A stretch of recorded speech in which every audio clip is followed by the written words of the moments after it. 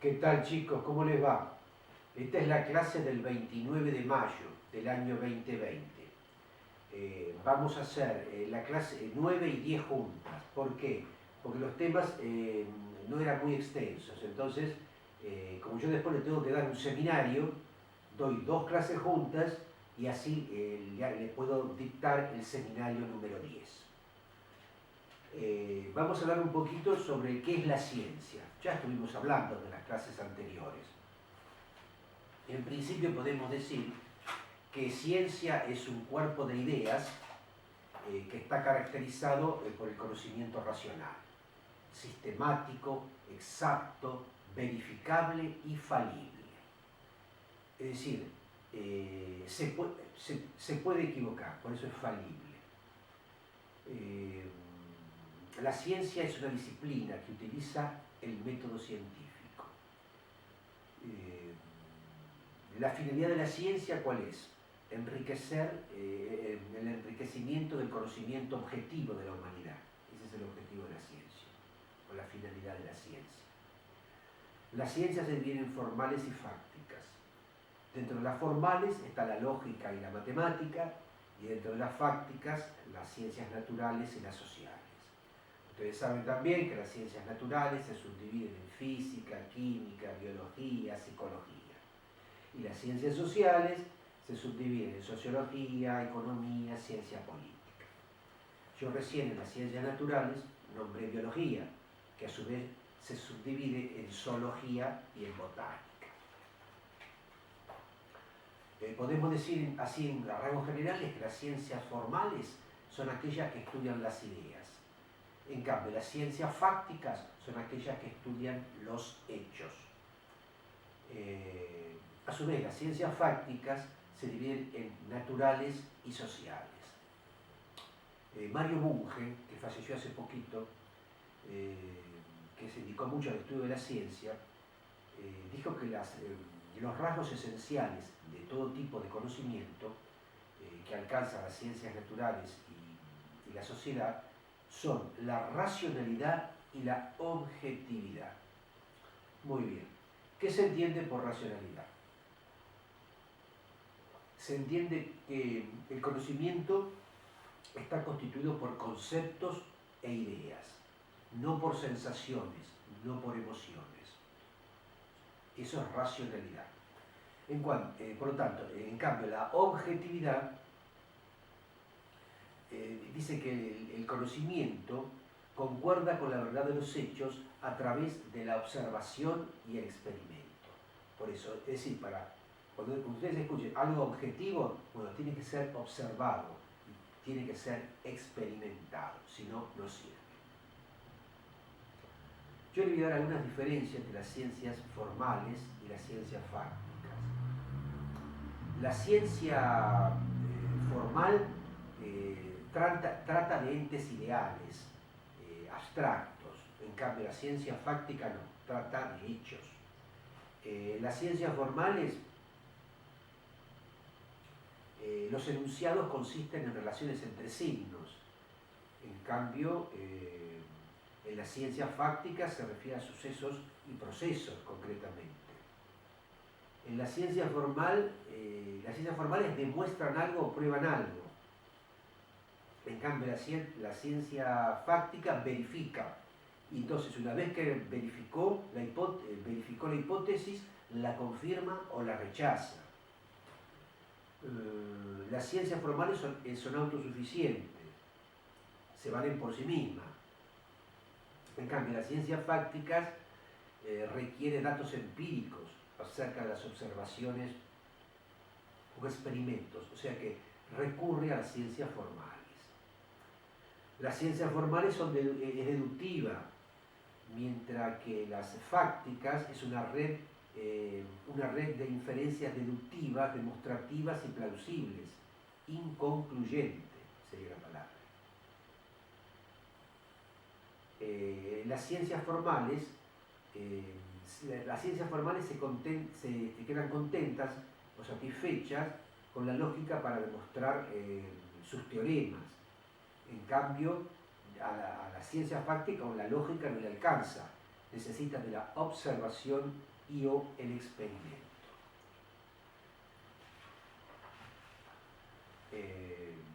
Vamos a hablar de las características de las ciencias fácticas. Esto todo fue hecho por Mario Bunge. Primero, el conocimiento, dice que el conocimiento científico es fáctico. Segundo, el conocimiento científico trasciende los hechos. Tercero, la ciencia es analítica. Cuarto, la investigación científica es especializada. Quinto, el conocimiento científico es claro y preciso. Sexto, el conocimiento científico es comunicable. Séptimo, el conocimiento científico es, con B corta, verificable. Octavo, la investigación científica es metódica, o sea, es planeada. El conocimiento científico, sería el noveno, el conocimiento científico es sistemático. Décimo, el conocimiento científico es general y abierto. Undécimo, el conocimiento científico es legal. Duodécimo, la ciencia es explicativa. Décimo tercero, el conocimiento científico es predictivo. O sea, miren cuántas son las características de las ciencias fácticas. Y también otros tipos de ciencia, la ciencia puede ser pura y aplicada. La ciencia pura es aquella que persigue un fin puramente cognitivo y entender las cosas mejor, como por ejemplo ciencia pura son la biología y la física, mientras que la ciencia aplicada utiliza el mismo método general de la ciencia pura, pero lo aplica a fines prácticos y utilitarios, para un mejor dominio de las cosas. Por ejemplo, la patología, una ciencia aplicada. En cuanto a la importancia de la ciencia, tenemos que decir que la ciencia es capaz de proporcionar herramientas para el bien o para el mal. Eso es muy importante. La energía nuclear, que nos brindó la ciencia, vos la podés usar para tirar una bomba atómica y matar a mucha gente, o la podés usar en medicina para salvar vidas. La ciencia además tiene que ser útil al ser humano.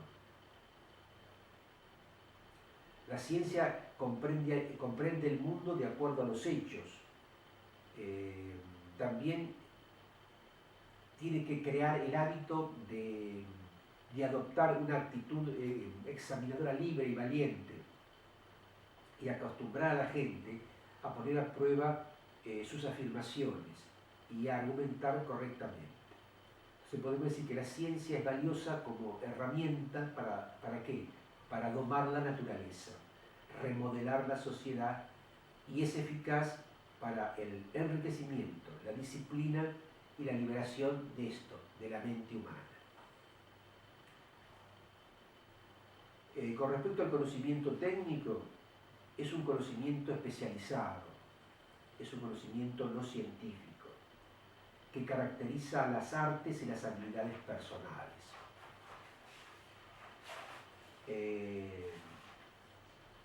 Existe también la protociencia, que es una ciencia embrionaria, que puede ejemplificarse por el trabajo cuidadoso, pero sin objetivo teórico, de observación y de experimentación. Y después también está la pseudociencia, o sea, falsa ciencia, que es un cuerpo de creencias y prácticas cuyos cultivadores desean ingenua o maliciosamente dar como ciencia, aunque no comparte con esta ni el planteamiento, ni las técnicas, ni los conocimientos. Por ejemplo, que no se ofenda a nadie, la parapsicología, algunos dicen la homeopatía, otros dicen el psicoanálisis. Bueno, hay gente que se va a ofender cuando decimos que estas son pseudociencias, ¿no? Por ejemplo, hay profesionales que dicen no, que el psicoanálisis es una ciencia, o sea que esto es un tema, y otros dicen que la homeopatía también es una ciencia. Pero bueno, digamos que yo con pseudociencia dejaría solamente a la parapsicología para evitar problemas. Y con respecto a la metaciencia, Mario Bunge dice que, según Mario Bunge, el estudio interno de la ciencia, el estudio interno, se conoce con el nombre de metaciencia. Y la metaciencia se divide en tres partes. Una, la lógica de la ciencia, que es la sintaxis y la semántica. La otra parte es la metodología de la ciencia, que trata el método general de la ciencia. Y luego la otra es la filosofía de la ciencia. Podemos decir que la metaciencia está limitada a la descripción y al análisis de la ciencia, por lo que sigue siendo una protociencia. Es decir, una ciencia embrionaria, que está ahí en sus inicios, que puede ejemplificarse por el trabajo cuidadoso, pero sin objetivo teórico de observación y experimentación. Ustedes han oído hablar también la palabra de progreso científico, todas esas cosas. Yo busqué en el diccionario progreso. La palabra progreso viene del latín y significa caminar hacia adelante. También significa desarrollo favorable, perfeccionamiento o mejora de algo. Progreso significa un desarrollo continuo y general de la civilización y de la cultura. Ese es el concepto de progreso. Ahora, nosotros hablamos de progreso científico. Es una etiqueta o una denominación que con frecuencia es usada para señalar o evocar el desarrollo de los conocimientos científicos.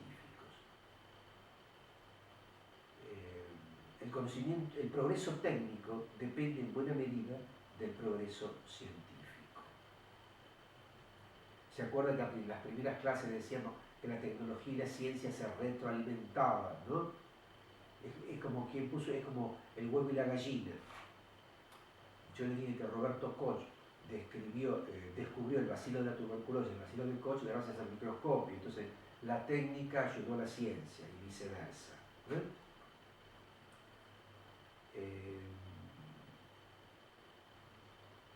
Nuestro concepto de progreso científico está detrás de la idea de que la ciencia como disciplina incrementa cada vez más su capacidad para resolver problemas a través de la aplicación de metodologías, que nosotros esas metodologías las englobamos con el nombre de método científico.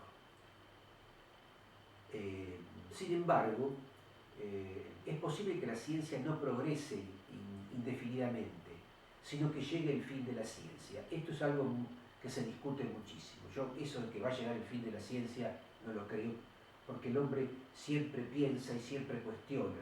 Y un concepto científico que hoy lo damos como valedero 100%, mañana ha cambiado. O sea que el fin de la ciencia, eso es una concepción filosófica que yo no estoy para nada de acuerdo. Con respecto, hay teorías con respecto a la ciencia, hay teorías falsas, hay teorías verdaderas, no tenemos que quedar con las teorías verdaderas de la ciencia.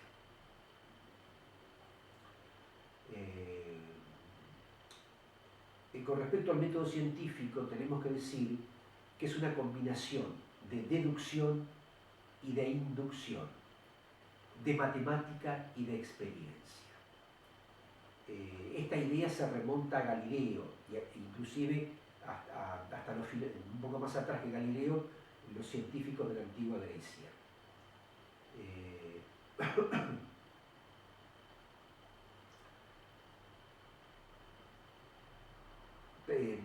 usan la palabra inductivismo,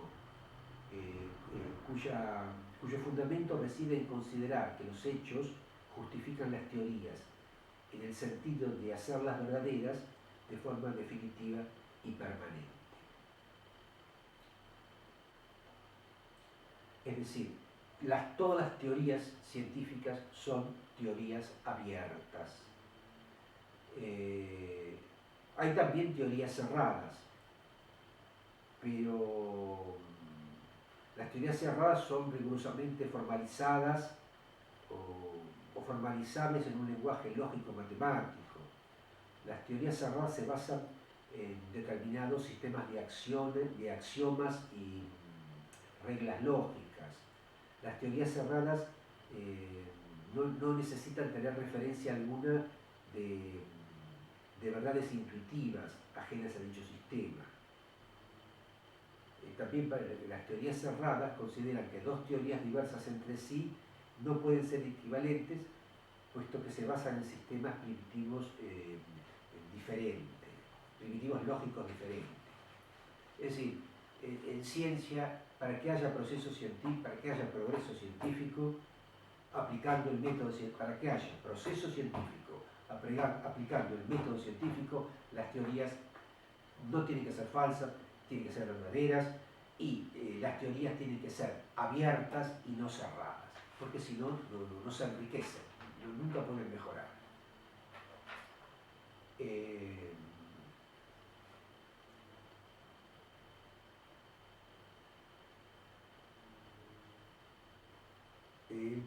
Al progreso científico se lo conoce como proceso histórico, ¿verdad?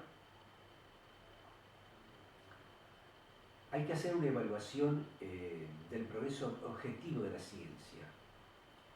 ¿Y qué entendemos cuando decimos evaluación del progreso objetivo de la ciencia?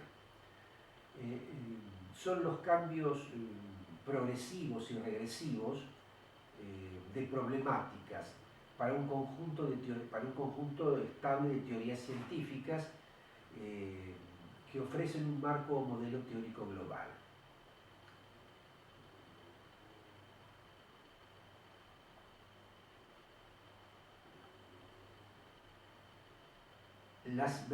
Hay un axioma que dice: las antiguas verdades se transforman en nuevas verdades. Antiguas verdades en nuevas verdades. Pero esto no es para siempre, porque estas nuevas verdades, con el tiempo, se transforman, ya son antiguas, y así sucesivamente. Por eso, mi opinión es que el fin de la ciencia nunca va a llegar. Siempre la ciencia se supera.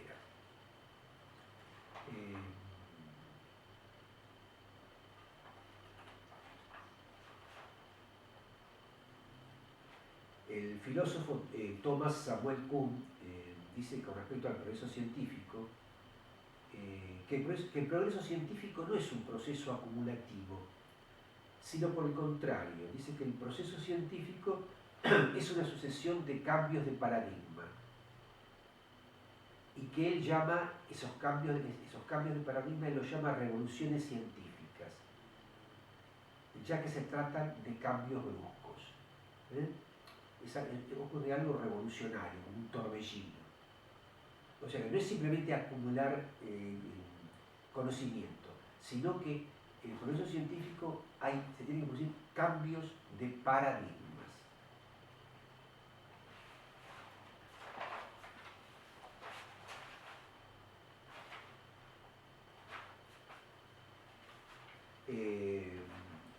Cuando un nuevo concepto, cuando un nuevo paradigma se instala, en una comunidad científica,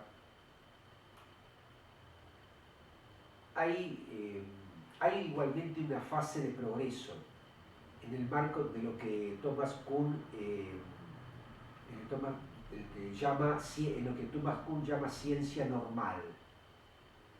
Y dicha fase continúa hasta que fenómenos inexplicables o anomalías que se presentan y poniendo en duda dicho paradigma.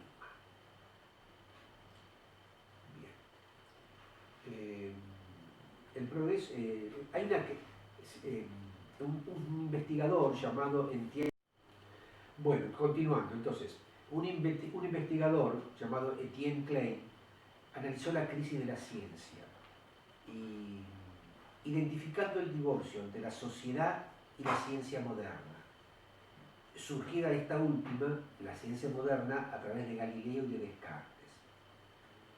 Según este filósofo y físico francés, en la concepción de ciencia de Galileo y Descartes, la naturaleza es descrita en lenguaje matemático, lo que condujo a la idea de una naturaleza separada de los humanos y susceptible de ser gobernada por los humanos.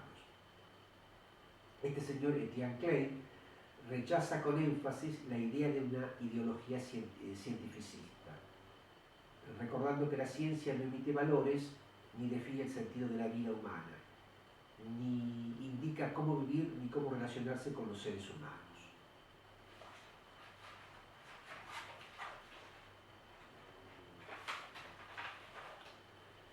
Hay también unas palabritas que voy a decir con respecto al fin de la ciencia. Bueno, es un tema muy controvertido y genera grandes discusiones. Un filósofo de las ciencias como Charles Renouvel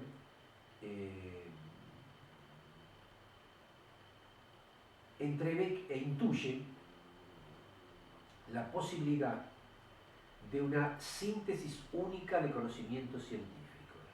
Él dijo que va a haber una síntesis única de conocimientos científicos, que ahora están todos dispersos. Y eso dice que va a constituir el fin de la ciencia, o por lo menos el fin de la etapa actual de progreso. Creo que eso no va a ocurrir, mi opinión personal. Hay un periodista científico, John Horgan, sostiene que lo esencial de los grandes descubrimientos científicos ya han sido realizados y por lo tanto, de vez más, no deben esperarse nuevas e importantes revoluciones científicas. Estoy totalmente en desacuerdo. A la inversa, un señor llamado Bruno Latour responde que no hay ni fin de la ciencia ni fin de la historia y que no lo habrá nunca. Y yo comparto esta opinión del señor Bruno Latour. No hay fin de la ciencia ni fin de la historia.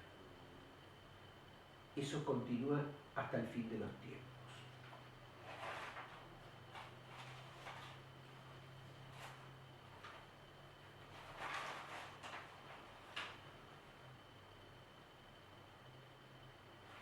Nosotros hablamos siempre, ya en clases pasadas, de paradigmas, ¿no? Los paradigmas son modelos, ¿no? El paradigma es un modelo. Y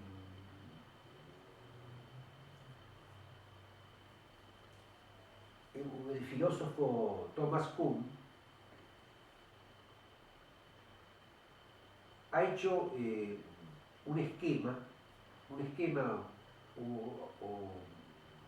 ha descifrado, dice tampoco la palabra descifrado, ha establecido un ciclo que lo llaman ciclo de Kuhn, K-U-H-N.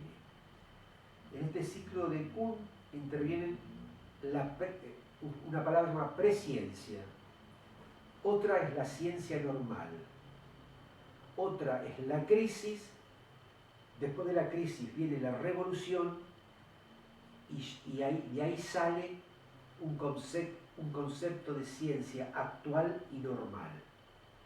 ¿Ese concepto de ciencia actual y normal es para toda la vida? No, porque a partir del día siguiente ya hay otros seres humanos, otros filósofos, otros pensadores que comienzan a cuestionar los paradigmas que llevaron al concepto de ciencia normal en ese momento. Y con el tiempo cambia ese concepto. Por eso le digo que la ciencia nunca se detiene, y el progreso científico tampoco. Esto que yo le acabo de nombrar lo llaman ciclo de Kuhn, K-U-H-N. por el filósofo Thomas Samuel Kuhn.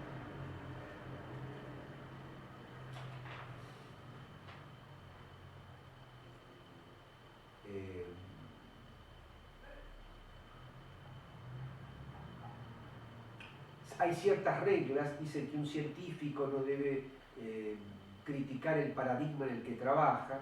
No, obviamente que no, pero si él no está de acuerdo tiene que decirlo. Yo no estoy de acuerdo en ese concepto.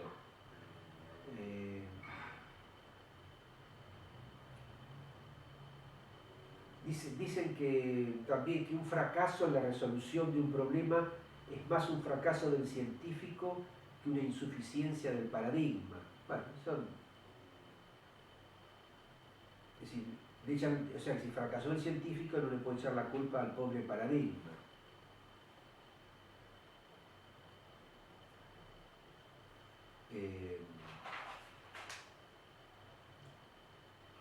Hablamos recién, Kuhn habla de introduce el concepto de presciencia, o sea, antes de la ciencia, ¿verdad? Y dice que la presciencia se caracteriza por el total desacuerdo y el constante debate de lo fundamental, de manera que es imposible abordar el trabajo detallado y esotérico. Habrá casi tantas teorías como trabajadores hay en el campo, y cada teórico se verá obligado a comenzar de nuevo y a justificar su propio enfoque. Estas actividades se estructuran y se dirigen finalmente cuando una comunidad científica se adhiere a un solo paradigma, que está constituido por supuestos teóricos generales, por leyes y por técnicas.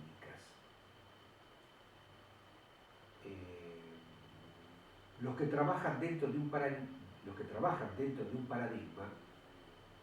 ya sea la mecánica de Newton o la cuántica o cualquier otro, practican lo que Kuhn denomina ciencia normal. ¿Qué es la ciencia normal? Pues ya hablamos de presciencia, la ciencia normal. La ciencia normal, dice Kuhn, articulará y desarrollará el paradigma en su intento por explicar y acomodar el comportamiento de algunos de los aspectos más importantes del mundo real que nos rodea,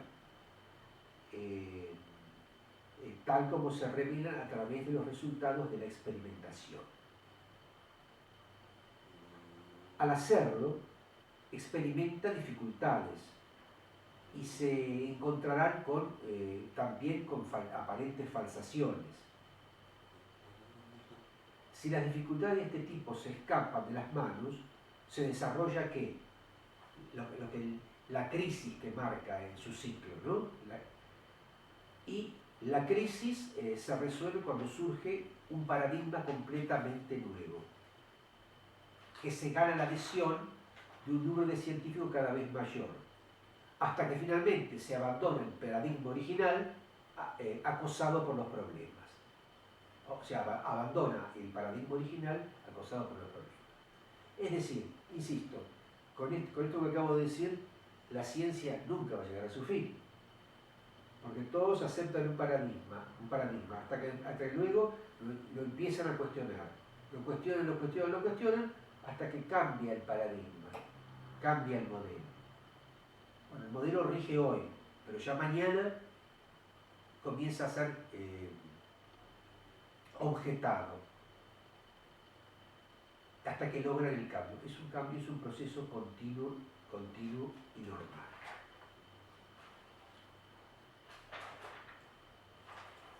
Bueno, yo les voy a dar un cuestionario, de los temas que hemos visto hoy en esta clase del 29 de mayo del 2020. Y también les voy a subir unos cuantos videos vinculados a este tema para clarificar los conceptos. Bueno, chicos, será hasta la próxima.